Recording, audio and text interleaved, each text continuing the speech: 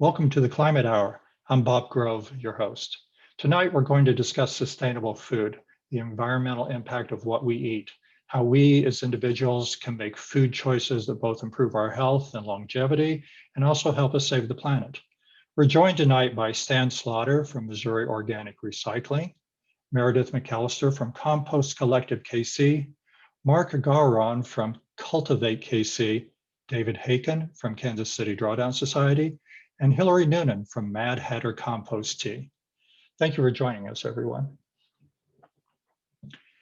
Our climate crisis is actually a series of cause and effects. Greenhouse gases in our atmosphere are absorbing heat from the sun and causing an increase in the average of the Earth's surface temperature. This global warming causes long-term changes to the planet's weather patterns, and this climate change causes weather disasters, hurricanes, floods, droughts, wildfires. The weather disasters are costing us billions of dollars in lives and property damage. And the way we fight them is by stopping their root cause, and that's reducing the amount of greenhouse gases in our atmosphere. Our food choices play a big role in greenhouse gas emissions and also in carbon sequestration.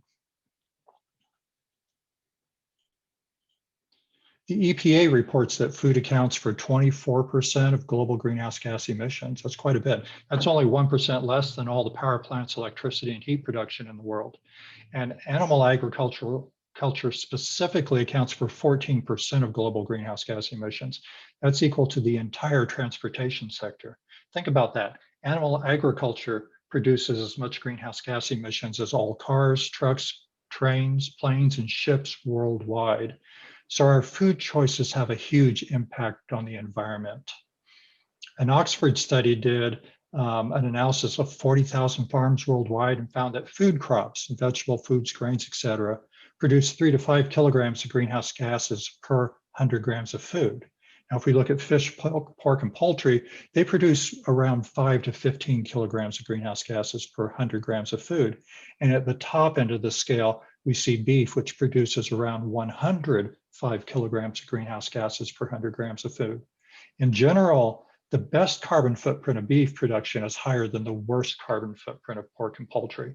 And the best carbon footprint of pork and poultry is still much higher than the worst carbon footprint of food crops. Worldwide, moving to a healthy doctor-recommended diet, and that's a diet where we have smaller servings of meat and more fruits and vegetables. That would reduce global greenhouse gas emissions by 3.5 billion tons over the next 30 years. And if we were able to move closer to a vegetarian diet, that could reduce global greenhouse gas emissions by 7.5 billion tons. In terms of land use, livestock uses 83% of all farmland to produce just 18% of global food calories. On the other hand, food crops, they just use 17% of all farmland to produce 82% of the world's calories. And agriculture is 92% of the world's water consumption. It takes 26 gallons of water to produce 1 pound of tomatoes. It takes 1,857 gallons of water to produce 1 pound of beef. And it takes over 1,000 gallons of water to produce just 1 gallon of milk. Our food choices also affect our health and longevity. A study published by the National Academy of Sciences found that moving to that healthy doctor-recommended diet would save 5.5 million lives over the next 30 years. And moving to a vegetarian diet could save 7.5 million lives. Economically, moving to that vegetarian diet could save us $500 billion in environmental cleanup, nearly $1 trillion in healthcare costs, and $28 trillion in value of life benefits. Overall, it feels like our personal food choices can be a real game changer. So David, I'd like to start with you. I know that the Drawdown project ranks food in its the top 5 drawdown solutions? Yes, and it was a surprise even to the researchers just how much impact that had. And so there are sustainable food initiatives cropping up all over the world through these drawdown communities that are doing things like the Kansas City Drawdown Society started having plant-based potlucks every time we gathered. And I think that the social aspect of what needs to change is really important. That there's so much culture built up around the standard American diet. and developed countries' diet that is really heavy on meat, that asking someone to change their diet is probably a bigger ask than getting them to put insulation in their attic or other things that reduce their carbon footprint. But what I love about plant-based diet as a solution for people that want to reduce their carbon footprint is they actually save money when they do it, and their health is better. Now, when we talk about a plant-based diet, and that's maybe the gold standard, really in terms of greenhouse gas emissions, moving to a Mediterranean diet, or what they call that healthy global diet, which is just reducing the amount of meat you have, can have almost the same impact. Not perhaps not as great of an impact on your health. I know the solid plant-based diet is very impactful in terms of cancers and heart disease and diabetes, those things. But when we're talking about climate change, moving to a Mediterranean diet, which is more fish related, small 4-ounce servings of mostly white meats, eliminating a lot of the red meats, those have very nearly the same greenhouse gas reductions as moving to a hard vegan diet. Do any of you have any thoughts on that? Yeah, I think you need to look at the systems as a whole.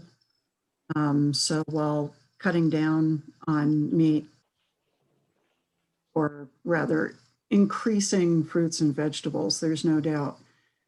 But when those fruits and vegetables are doused in Roundup, there's a really big health problem with that. So a lot of those numbers change when you talk about regenerative agriculture.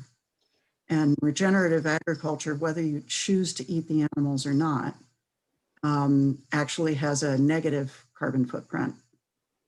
So the same company, Qantas, that I think they used the ROTS number on CAFO beef. So beef that's traditional, what you go into the grocery store and buy, is 33 kilograms per kilogram of meat. Beyond Burger is 4. So that's huge. Regenerative beef is negative 3.5.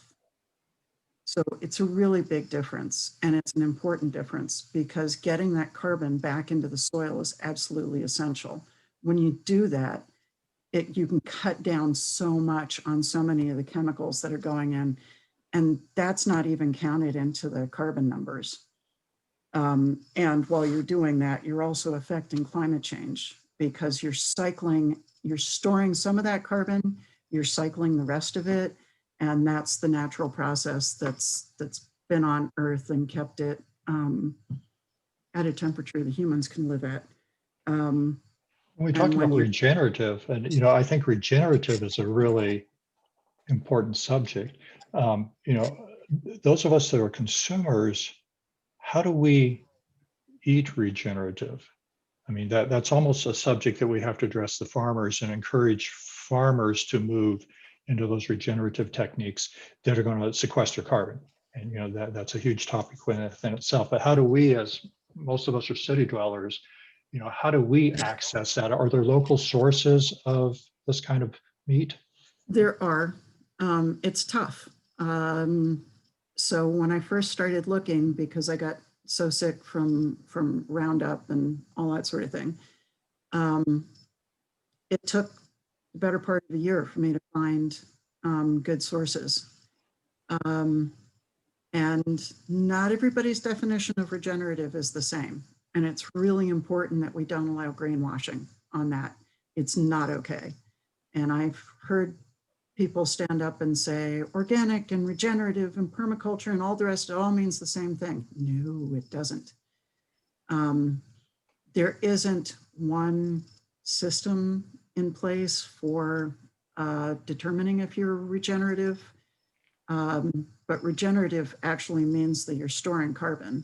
There are some programs. There's the, I think it's EVOL maybe, that Savory Institute is a part of, where they are matching corporate partners with farmers so that the farmer knows that they won't lose money on crops, that everything that they're raising will go to a company. So Epic Jerky is regeneratively raised. There is some greenwashing in there because there are some big companies that it's a little questionable how they're determining. Gawron is a much easier certification to get, but they're not actually measuring carbon in the soil. And carbon in the soil is really your best measure of whether or not you're regenerative. Stan? Well, Kansas City has a huge network of farmers markets, and most of the farmers there are doing something better than a step above what you would find in the grocery stores. And they're at least being raised locally, and it's fresher. Most of the time, I'm finding when I talk to the farmers that they're using significantly better materials, compost for the fertilizer, that kind of thing, that make the food healthier. And that's, use the economy, spend your dollars, vote for good food. And, we haven't bought a piece of meat at a grocery store in a decade. And it's possible to do that. And I recommend it. There's, as Hilary was saying, the nutritional value, the difference in the cholesterol makeup or the fatty acid makeup in the meats are amazing. And the taste is terrific. So, we have a lot of resources as far as finding farmers markets and using them. And that's, if we build it, they will come. If we buy it, they will grow more. So I would suggest heading that way. Of all the things we can do to help climate change and these other issues, health, it seems like food is the simplest one we can do. I mean, we just, as you said, we vote with our pocketbook. It's what we buy at the grocery store, it's what we buy at the restaurant. And if we choose to buy what's often cheaper, sustainable solutions, we can all have a big impact. Mark, you're with Cultivate KC. What are your sources for this kind of materials? What kind of foods are you producing? There's definitely some meat producers in and around the city, which Cultivate, we mostly work with the urban farmers. Obviously the land availability in the urban setting is much more attuned to fruits and vegetables rather than livestock. But there's definitely, the cities offer good opportunity for chickens, as you can see, as a lower output. There is some local hog and some local beef as we get into the peri-urban areas, but mostly fruit and vegetables in the city, I would say, setting. Now, but it doesn't mean the city doesn't offer, as I think mentioned before, the consumer base that can really drive agricultural decisions. And it doesn't, I think it's not necessarily trying to say beef out entirely. I don't know that that's a reasonable answer for the American public currently, but how the beef is grown is certainly a reasonable, going to, as mentioned, regenerative practices, rotational grazing, having much different impact than the CAFO would. At least one of your growers has brought in both cattle and sheep to graze on the Westport farm, which was a lot of fun. Cows on Gillum. It's great. It's not Stan? a constant thing, but it was great. David, I think David had a comment. Well, I just want to throw out that coming soon is some standardization for regenerative agriculture with the regenerative organic certification. And it's out of pilot, so theoretically, before too long, you'll be able to have not just a certification label for something that is totally regenerative, but also labels for farms that are on their way to transitioning from traditional chemical farming to regenerative organic, and be able to help those farmers who are on the way to their 3-year certification, which I think is really important because they need to have a market for their food that is grown on land that has been in trouble, but they're using the correct practices to get it back to where it should be. I'm seeing that. I mean, we're talking a lot about meats and beef, particularly. You know, American is the highest consumer of beef in the world. I mean, we really have a beef-heavy diet, and it seems like most of what I'm reading indicates it's healthier to have less beef. You know, eat other meats, and in general, reduce meats. Again, that healthy diet where we eat more fruits and vegetables. You know, Americans are just really bad at that. At the same time, and I know we have to recognize that the ruminant animals, the cows, the sheep and such, they're important to the health of the land, because it's part of that grazing of those animals that creates fertile soil, great grass. You know, if we're talking silvopasture, where we're grazing animals within forest areas, they're part of the ecosystem. So we absolutely need them, but we don't necessarily need to be deforesting the Amazon to mass raise cattle and, you know, then ship them to a CAFO and feed them on grain. I mean, it's that process that's more or less destroying our environment, destroying the planet. Stan? To that point, Alan Savory and the Savory Institute, who's kind of the father of regenerative grazing, talks about brittle land that's dry-ish, land that's on the edge, can't really do very good vegetable production there, but it's a huge amount of land on the world at the margins of our humid areas, like the Great Plains, for example. And the best way to handle that is to have a moving microbial colony called the gut of an animal. Gather that dry, rough stuff, process it microbially, and poop it out as a nutrient-rich source while building, you know, some producible, some usable meat tissue. So putting that back in place, you know, the old 80s topic was the Buffalo Commons. And Savory mentioned that when the herds left the land degraded.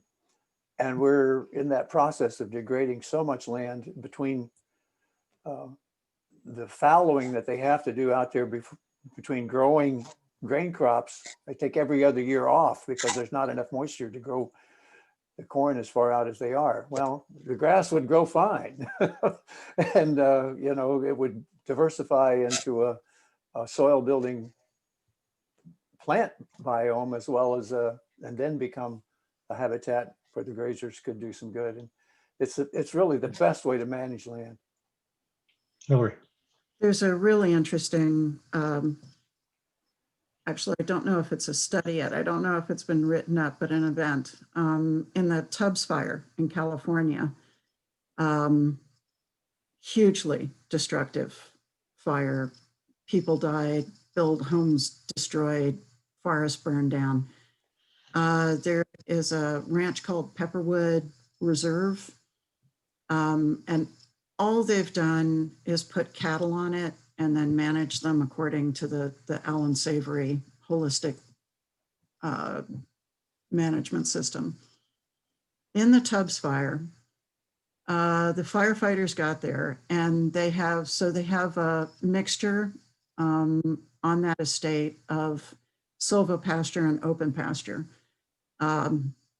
When the fire was coming over the crest of the hill, the cattle all moved under the trees because that's what their instinct tells them to do. That fire burned very, very differently, burned differently than our prairie fires generally do at this point, because the soil was holding so much water and the trees weren't dry because they were able to get water from the soil. And so the fire flashed through the grass and was gone. No people were hurt, no buildings destroyed. They didn't even lose fence posts because the soil was in good shape just from the way they were moving cattle. So it's a very different kind of burn than even the prairie burns we do now because of the way we manage them.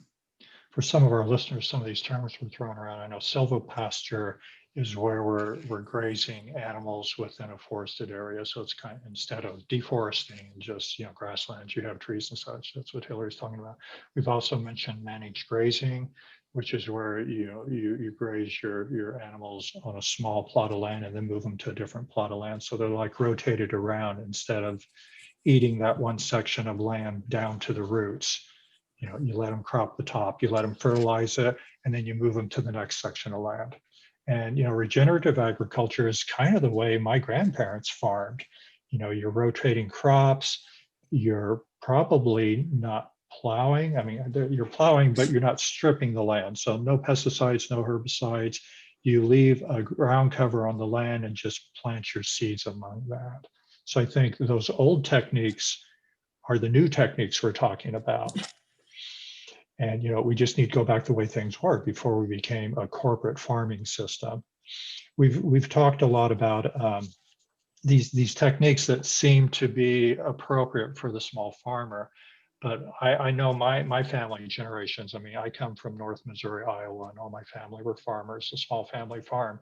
And at this point, you know, we've all lost our farms. You know, all of my relatives have had their land bought up by the big corporates.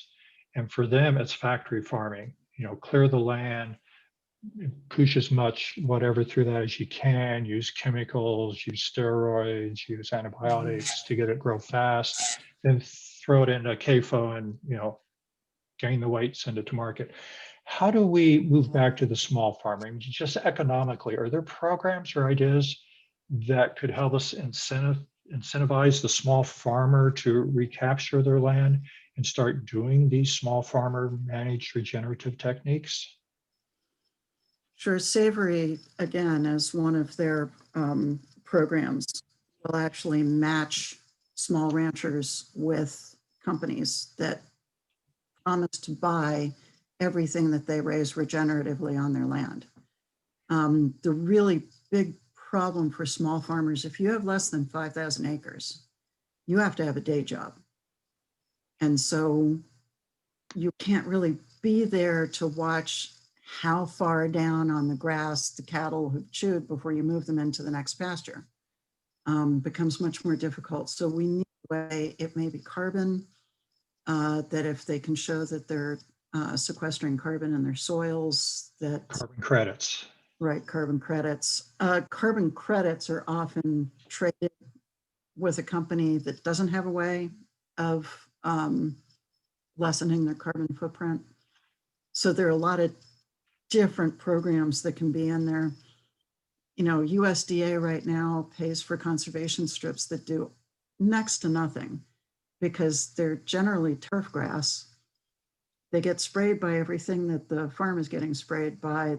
I can tell you in engineers' terms that the coefficient for turf grass is slightly above concrete. So there are things that we can change pretty easily. And I would think we'd want to start with a healthy soils movement in every state. David? I've done quite a bit of looking around for places that are helping support people with small farms go regenerative. And Farmer's Footprint is relatively new and one of the best places that I've found because it pulls in all this diverse information in one place, including the financial. And I think that that's, you know, one of the challenges for getting farmers to transition or getting young people to be successful in starting buying up land and starting a small farm is there so many different things. There are people that are experts on the greenhouse end of it or ponds and keyline plowing, and someone else is an expert on cover crops. And I love the way Farmer's Footprint pulls all of that into one place so that it's accessible. We're talking a lot about meat. Let's shift to the opposite side of that formula, the fruits and vegetables, you know, the plant-based foods. Let's talk about those for a while. You know, by all analytics, you know, that's where we need to go. And while we may never give up meat, That's important. We need to eat more of those, and we need to source them locally and all those things. Mark, I'd like to give you a chance to talk about Cultivate KC. I mean, that's your area of expertise, the fruit, the veggies.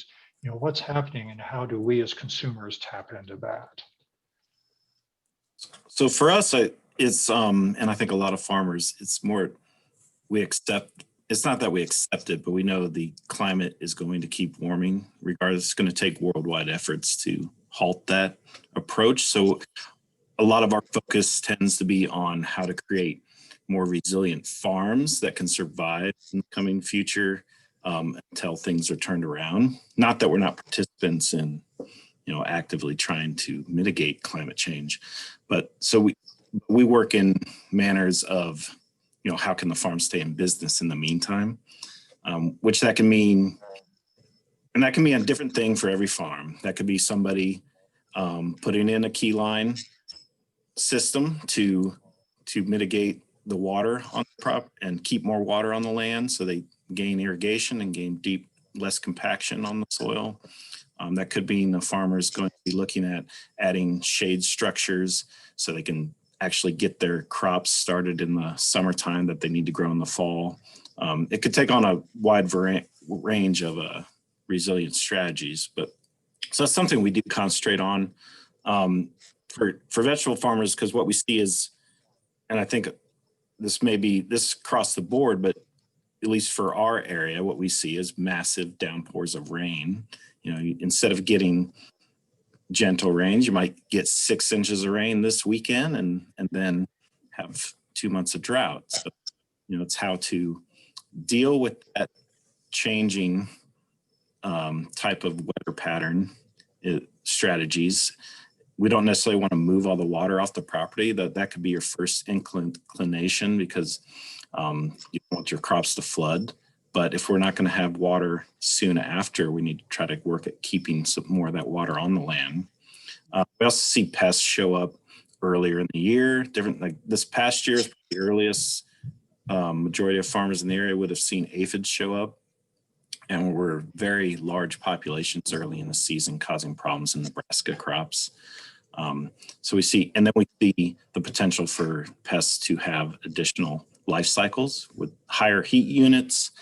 We have additional life cycles that are potential in some pests like aphids or like the spider-winged Drosophila, which affects our fruit growers and such. On and on. I see a lot of, I live in Midtown, and I'm seeing a lot of yards that are being converted to crops. People that either have raised beds or, they've just eliminated the sod and they're growing, corn, peppers, tomatoes in the front yard. Is that something that your group works with or provides training for? Stan, did you want to comment on that? Yeah, I think we need to trap more squirrels. And Is that- I've rehomed 15 squirrels this fall, and I'm planning to do more as soon as I get more peanut butter. But I thought you were trying to address the meat problem by eating the squirrels. There was a story about the Hmong Vietnamese students that were recruited at the University of Missouri, and then about a week later, all the squirrels disappeared off campus. So anyway, that's a possibility. But Home gardens. Home gardens.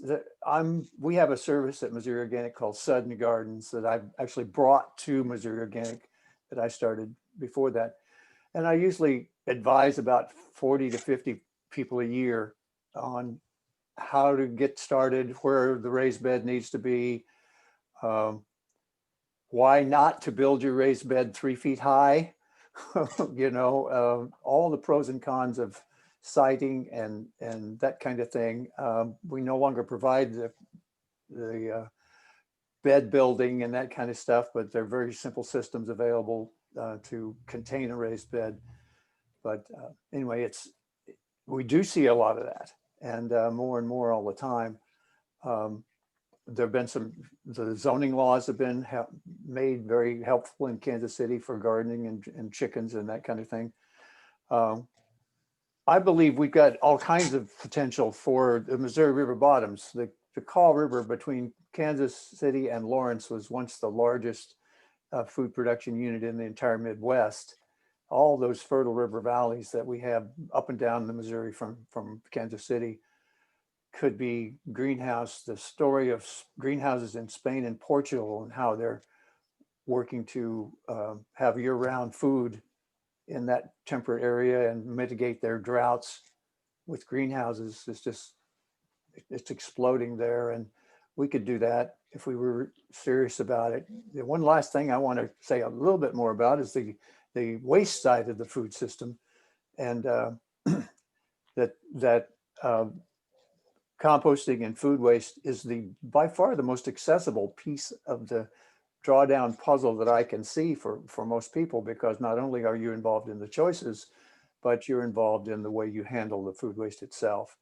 And that's the backyard composting, still the most effective and the best compost that I've ever made. I make it, God bless Missouri Organic, but frankly, we make better compost in my backyard because it's slower, richer, more diverse, and I believe more alive. And so we need both, and more people composting, if they really understood the benefits, could make a big difference. And Meredith, you're a part of this.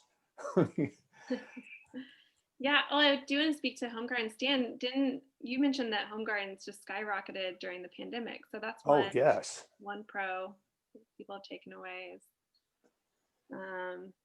Let's talk about composting. And I do want to get into food waste because that's a huge factor in greenhouse gas. But let's talk about composting because that ties into the home garden and food waste and all of that. So Meredith, tell us a little bit about your company and what you're doing. Yeah, so Compost Collective KC is a residential food waste collection company. So we just try to make composting really easy and clean for people. I think that there's a bad rap with sometimes backyard composting, that it's maybe dirty or too hard. And our goal is to just make it easy. So we give people a bucket and they fill it with scraps and we collect it, and it ends up at Missouri Organic. So you're doing curbside pickup? Curbside, and we have a few locations around town that are more like centralized spots that you can take your bucket to. And I will say we've turned a lot of people onto backyard composting. I think one huge pro when you compost in general at home is that you're realizing how much food waste you have. And a lot of people didn't know. A lot of people have no clue. They realize that I had 4 bags of trash every week, and now I have 1 bag every other week. And when you have that volume of food waste, you want to get it down. And we really encourage people to do that, to see how you can stop wasting so much food. Maybe we talked about this a little bit, like overproduction of food. This is absolutely a systemic issue, but we as a country produce way too much food, and we're buying way too much food, and then we're wasting way too much food. And I think when you're able to see it, in your compost pile, whether you have a countertop pile or whether you have one of our buckets or you're taking it straight outside, you're able to actually get eyes on your food waste, which I think is really important. And we've trained a lot of people. Some people have used our service for a little while and they get inspired and they leave us and they start doing backyard composting, which more power to them. We definitely love it when that happens. So, well, Stan was saying the quality of your backyard compost is probably the best you can get. It's got more seeds in it, but the humus factor is much better. David? Well, when I talk to people about food waste, what seems to really get their attention and get the penny to drop and get them doing things differently is the fact that the food waste that they're putting in the landfill is anaerobic, and it produces methane, which is 25 times or more potent as a greenhouse gas than CO2. And that really gets people to think, well, here's an easy way for me to make a difference and be part of the solution. And so that's one thing I try to mention to people, because I didn't know that before diving into the information in Drawdown. And our group has had some success with getting people to do worm composting, which, from what I've heard, is the gold standard of compost. If you can get the worm casings and compost from a worm bin, that's going to be better for your plants than just about anything. And that's been really exciting because we've got over 100 kitchens where people are worm composting right in their kitchen and finding it really easy. I've actually done some babysitting for people's worm buckets. Go out of town, they're going, oh, you got to take care of my worms while I'm gone. So it's kind of like having a pet or Yeah, I pets. mean, you adopt a worm colony, and it is, the only problem is you have a lot of compost you have to give away or use. Or start those home gardens. Yeah, or split into another bin and give it to a friend. A lot of people are doing that have these We're worms. thinking Christmas presents. Well, it's, once it's an ongoing worm bin, it smells just like a forest. It's very easy. Right. You just put the food in, cover it up, aerate it, stir it around once a week. People get to where they love their worms. You don't have to name them. They're great pets. You could leave for 2 weeks. So it sounds like, I mean, in terms of changing our diets, improving our health, saving money, saving the planet. I mean, moving to, the more fruits and vegetables. I mean, if you're so inclined to have that hobby and start gardening in your home, in your yard, whatever. And I think it's wonderful that even urban in the cities here, we can do these little patches and raised beds in our yard. If you're doing that yourself, you're getting better quality food, you're getting healthier food, and we're eliminating that entire transportation element of shipping fruits and vegetables from South America, which that's a large carbon footprint. Plus that stuff's probably irradiated, frozen, who knows what by the time it gets to you. So how nutritious is that? And I share with my neighbors, which is really, because it You're helps. you're you're talking about what you're growing in your yard and then sharing it with the neighbors? Oh, yeah. Absolutely. Community gardens. Those little brown paper sacks on the neighbor's doorstep. Whoa, you are in when you can deliver that, And It's the embarrassingly large cucumbers, though, that people just look at them and say, what are they? It's a cucumber. I'm sorry, it's 3 feet long. I don't know why. yeah, I think if you're interested in doing a home garden, then composting is important because you need that soil. I mean, that's just part of the cycle. I right. think for those that aren't ready to move there yet, people like Meredith, Compost Collective, it's a way of going ahead and getting your food scraps into the system without actually having to do it yourself. Absolutely. And I think that's a wonderful idea. I mean, when you mentioned just composting, if nothing else, it shows you how much food you're throwing away. Right. And that's money out of your pocket. It's not only bad for the environment and landfills, but it's money out of your pocket. It's a So, tremendous example to our children because I've toured Kansas for 17 years, and even in Kansas, all over the rural country, you didn't see people who knew the loop. Young children who didn't know where food came from, and when you take food, make compost or worm castings, put it on the soil, grow a vegetable, you've been involved, you're definitely interested. It's probably one of the best motivational tools, and the first time and maybe the only local place they can get an example of this cycle of life. absolutely. Which kind of really- segues. Go Sorry, ahead, Hilary. just going to say I'm really grateful for Meredith and Stan and their efforts in the city. We don't have grazing animals in the city in general. So we have to find other ways of closing that loop. And instead of making methane, as David was speaking about, that you can make something that then you can put back into your garden. And that's the way that you make up for not having those ruminant animals, is by having microbes. I want to go ahead and move into food waste. As important as plant-based food is, and David, I think in terms of the drawdown hierarchy, plant-based food is like the 4th or 5th highest solution. Food waste is even higher than that. If we reduce food waste, it has an even greater impact. You want to start with that, Stan? I was just saying it's number 3, and last time I checked on the hierarchy is reducing food waste. And I work for Missouri Organic Recycling, and we're now composting 400 tons a week. and it's pretty massive. And um, our one site is nearing its capacity, and it took a lot of money to get it to that size capacity, and we're working it as fast as we can. But it's fascinating. We grind it, depackage it, take the cardboard and the plastic out of it, send that to a cement kiln to be burned as a refuse-derived fuel. So there's no landfill waste in the whole process. And corporations are loving that because they get a higher corporate score for their not sending anything to landfill. And so we're getting the Kroger chain, Dillon's, a lot of corporate people coming on board. And, you know, it's a problem we love to have. But what comes out of that machine is liquid food slurry. And we pump it in liquid with adding leaves and stir it. And it's the only system in the country that takes a liquid nitrogen source, mixes it with ground up leaves. And it's the best recipe for compost I've ever seen. And it takes off, it does very, very well. So you're actually taking food waste from Kroger and such and mixing it in with this right, process, and the flowers creating in that the compost. plastic, you know, I mean, we had a problem always with, you know, we put out the compostable liners, yay, great, that's fine.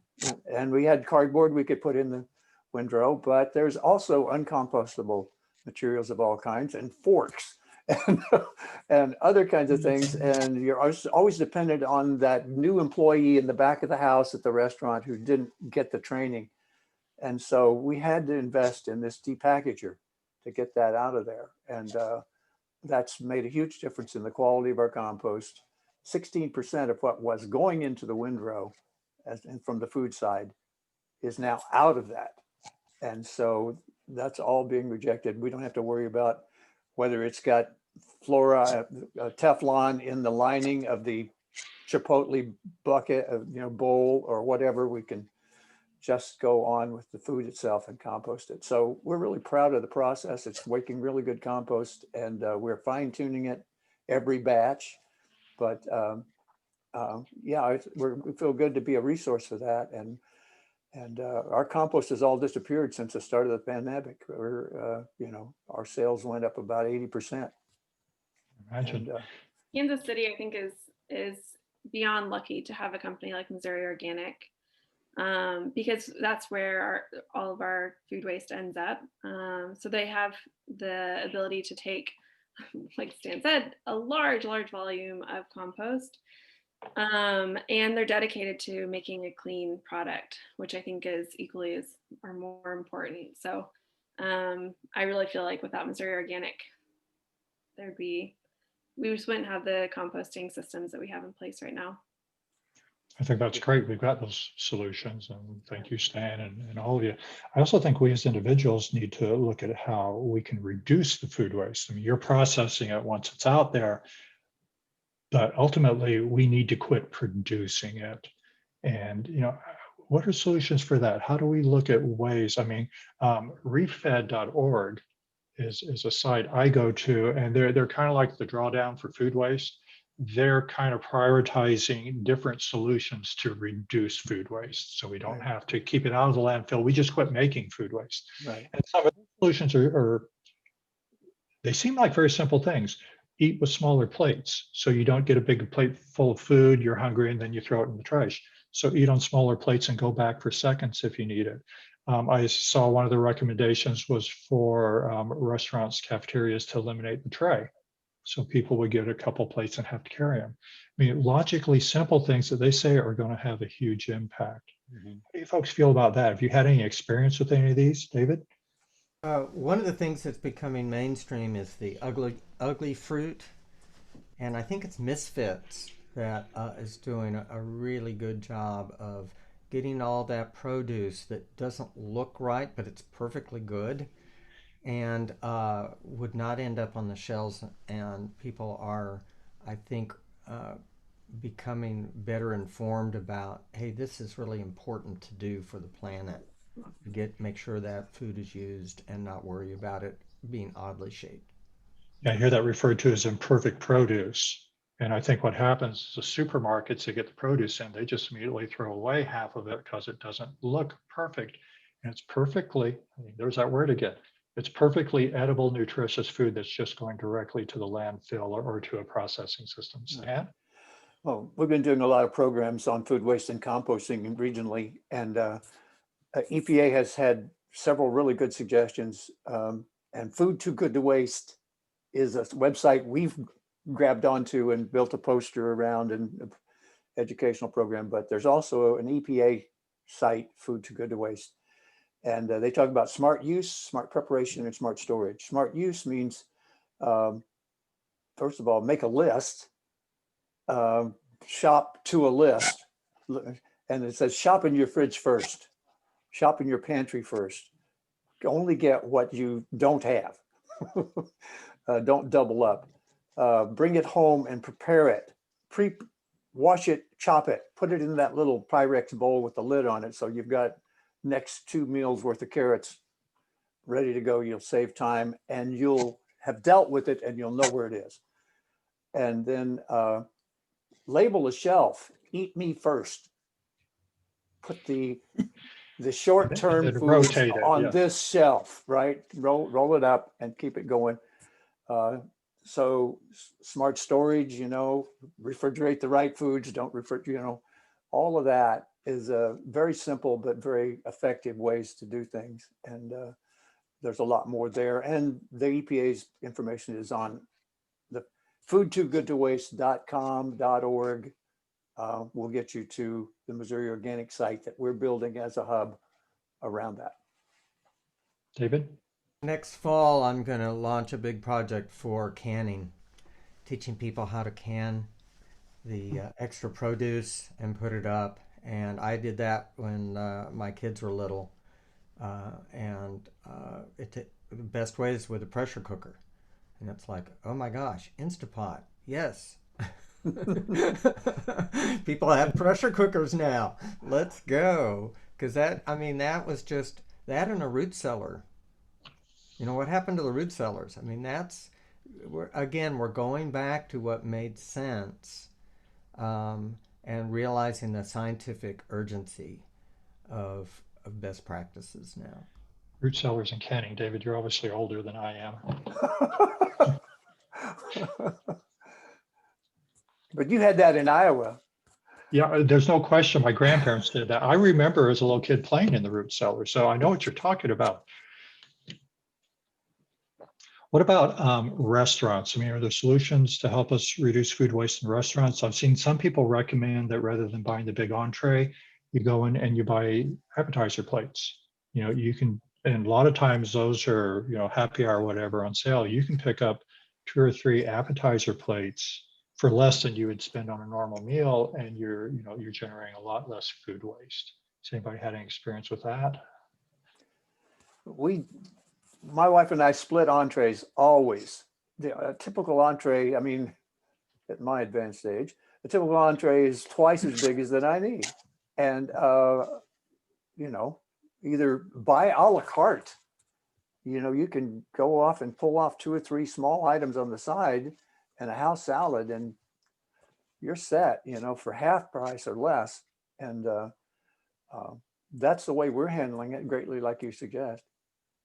And So bring your own to-go containers. If you find that your meal is going to be much bigger than you expected, I don't think my husband would ever split an entree with me. But so I'm bringing that food home with me. So bring your own to-go containers with you and put it in there. Obviously, we're in a different world right now with COVID, but so if you're ordering extra food, save it. It's going to be good tomorrow, in 2 days, in 3 days. Don't have the restaurant throw it out just because there's extra on your plate. Absolutely, and bring your own food containers. I mean, a lot of times we're talking styrofoams and plastics if you use the restaurants carry home.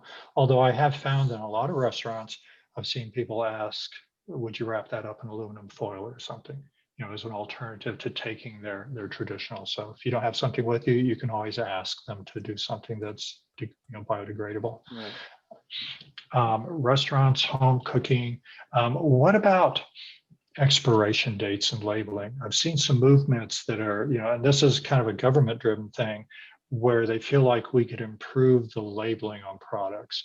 A lot of people are saying that the expiration dates on products are being driven by the marketing groups that want to sell a lot of products. So, the sooner they get you to throw it out, the sooner they can sell you a fresh one.